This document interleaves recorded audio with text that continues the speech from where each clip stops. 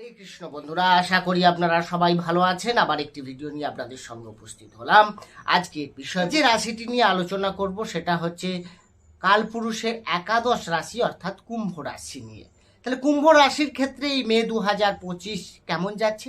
এই মাসটা আপনার জন্য বিশেষ করে কেরিয়ারের বেশ কিছু চ্যালেঞ্জ নিয়ে আসতে চলেছে।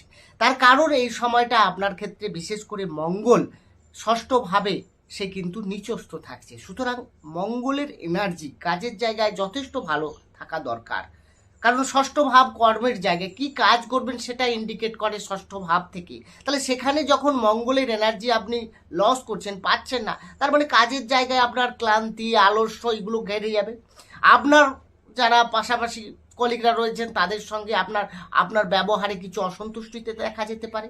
এই সময়টা কর্মের জায়গায় কিছু নতুন চেঞ্জ করাটা আপনার উচিত হবে না। খুব সাবধানে এগোতে হবে, আপনাকে হার্ড পরিশ্রম করতে হবে। পর্যাপ্ত ঘুম এটাও আপনার ক্ষেত্রে কিন্তু দরকার এই সময়টা, তা না হলে কিন্তু সমস্যা আসবে। আর যদি ইনকাম বা ফ্যামিলির ক্ষেত্রে যথেষ্ট পজিটিভ রয়েছে, কারণ দ্বিতীয় পতি সে কিন্তু চতুর্থে রয়েছে, গৃহে রয়েছে, আপনার মনে রয়েছে। তার মানে এই জায়গা থেকে যদি আপনার ইনকামের জায়গা থেকে যথেষ্ট ভালো হবে, ইনকাম বাড়বে এবং আপনার সঞ্চয়ের জায়গাও খুব মজবুত হবে। তার সঙ্গে ফ্যামিলি ম্যানদের সঙ্গে আপনি কিছু টোটাল বাইরে ঘুরতে যাওয়া বা তাদের সঙ্গে নিয়ে কোনো একটা বড় কিছু অনুষ্ঠান করা, বাড়িতে শুভ মাঙ্গলিক কাজ করানো, এগুলো কিন্তু দেখা যেতে পারে এই মাসে। হেলথ নিয়ে যদি বলা যায়, খাওয়া দাওয়ার প্রবলেমে বা ডাইজেশন সংক্রান্ত কিছু সমস্যা হতে পারে, পেটের গোলমাল আপনার কিন্তু ভুগাবে। আপনাকে কিন্তু খাওয়া দাওয়ার প্রতি যত্ন নিতে হবে, পর্যাপ্ত জল খেতে হবে, না হলে কিন্তু সমস্যা আসতে পারে।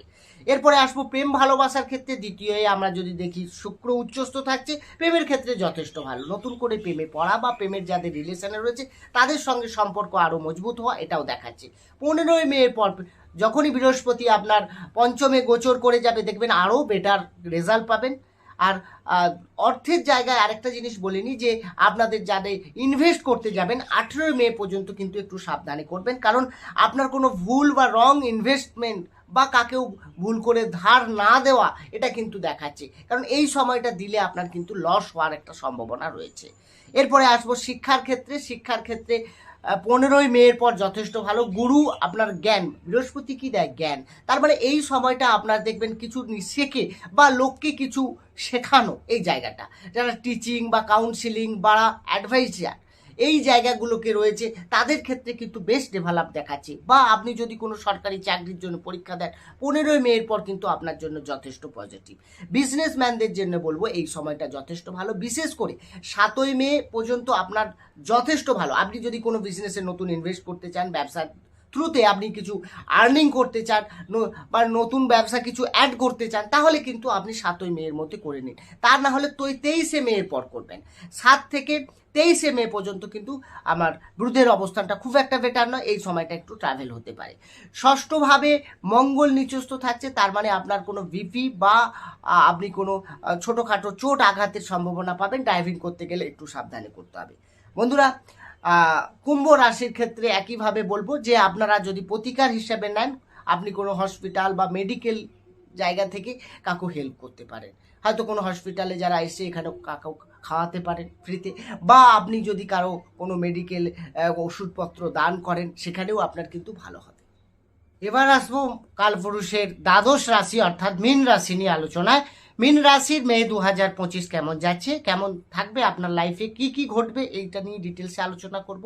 বন্ধুরা, এখানে দেখা যাচ্ছে কেরিয়ার ক্ষেত্রে কিন্তু আপনার বেশ কিছু চাপে থাকবেন, কারণ এখানে হার্ড পরিশ্রম দেখাচ্ছে। কারণ শনি যখনই আপনার রাশিতে অবস্থান করে থাকছে, চন্দ্র সঙ্গে একই ঘরে থাকছে, নক্ষত্র আলাদা হতেই পারে, কিন্তু এখানে আপনার মানসিক চাপ টেনশন যেমনই থাকবে, তার সঙ্গে সঙ্গে শনির দৃষ্টি আপনার দশমে থাকছে, কর্মের জায়গায় থাকছে। তাহলে কর্মভাবে শনির দৃষ্টি পড়া মানে আপনাকে হার্ড পরিশ্রম করাবে, কাজের ভুলগুলো আপনার চোখের সামনে ধরিয়ে দেবে।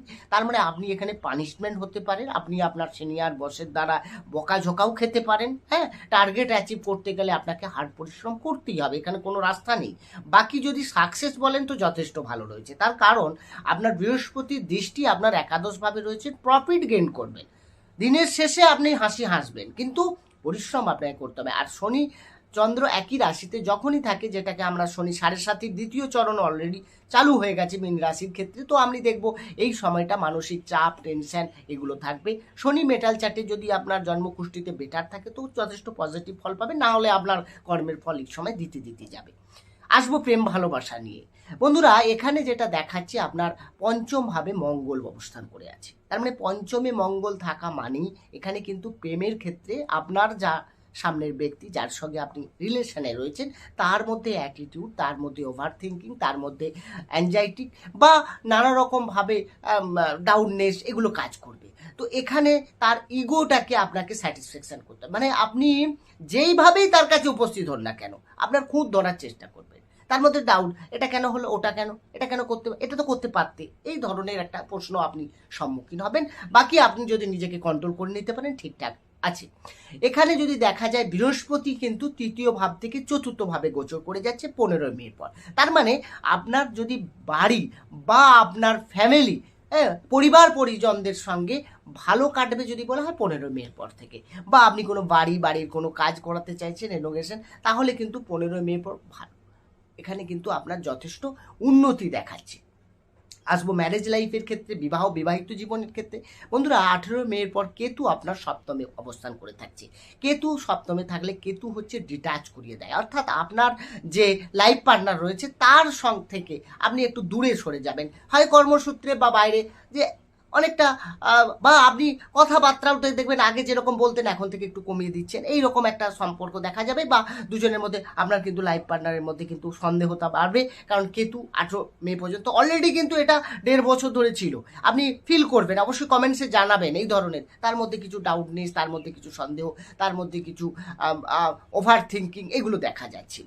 আসবো অর্থ নিয়ে, বা এটা তো খুবই ইম্পর্টেন্ট, কারণ আপনার দ্বিতীয় পতি মঙ্গল সে কিন্তু নিচস্থ হয়ে পঞ্চমে বসে আছে। হবে কিন্তু স্ট্রাগল করতে হবে, অর্থ আসবে কিন্তু আপনাকে ধৈর্য ধরতে হবে। রবি দ্বিতীয়ভাবে বসছে কতদিন না 15 মে পর্যন্ত। এখানে সরকারি কিছু সুবিধা বা সরকার থেকে কিছু পয়সা যদি আপনার পাওয়ার থাকে তাহলে দেখবেন 15 মের মর সেটা অনেকটা আপনার কাটবে। আপনার রাশিতে বসে আছে রাহু, আপনাকে কনফিউশন দিচ্ছে। রাহু চন্দ্র অবস্থান মানে যথেষ্ট আপনার মধ্যে কি থাকবে, কোনো সিদ্ধান্ত নিতে গেলে ভাবছেন নেব কি নেব না, ঠিকঠাক হবে কি হবে না, এই ধরনের একটা ডাউটনেস থাকবে। তবে এটা কেটে যাবে 18 মের পর, কারণ রাহু সে কিন্তু আপনার দ্বাদশে চলে যাবে হিসাব মতো আপনার রাশি থেকে, তো তখন থেকে আরও বেটার ফল দেবে। সুতরাং অনেক মিশ্র এখানে ফল ফলতে চলেছে আপনার লাইফে।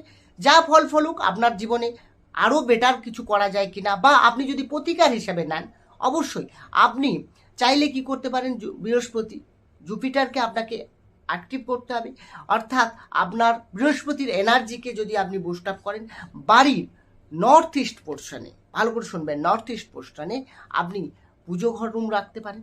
সেখানে গিয়ে আপনি প্রত্যেক বৃহস্পতিবার দিন আপনি বৃহস্পতির বীজ মন্ত্র জপ করতে পারেন। বৃহস্পতির বীজ মন্ত্র কি না, ওম গ্রাং গ্রিং গ্রং সা গুরবে নমঃ, 108 বার করে আপনি যদি ডেলি করেন আরও ভালো, আপনার অনেক ভালো কাজ হবে। বন্ধুরা, এই ছিল আজকের আলোচনা। কেমন লাগলো আলোচনাগুলি কমেন্ট বক্সে জানাতে ভুলবেন না। ভালো থাকুন, সুস্থ থাকুন, দেখা হবে অন্য একটি ভিডিও নিয়ে। নমস্কার। হরে কৃষ্ণ। বন্ধুরা, আসছি আলোচনায়। আজকের আলোচনার বিষয়বস্তু বেশ অন্যতম, কারণ আজকে যে বিষয় নিয়ে অনেকগুলো রাশি নিয়ে আলোচনা করব, তার মধ্যে থাকছে বৃশ্চিক থেকে শুরু করে একদম মীন পর্যন্ত। আসবো বৃশ্চিক রাশি।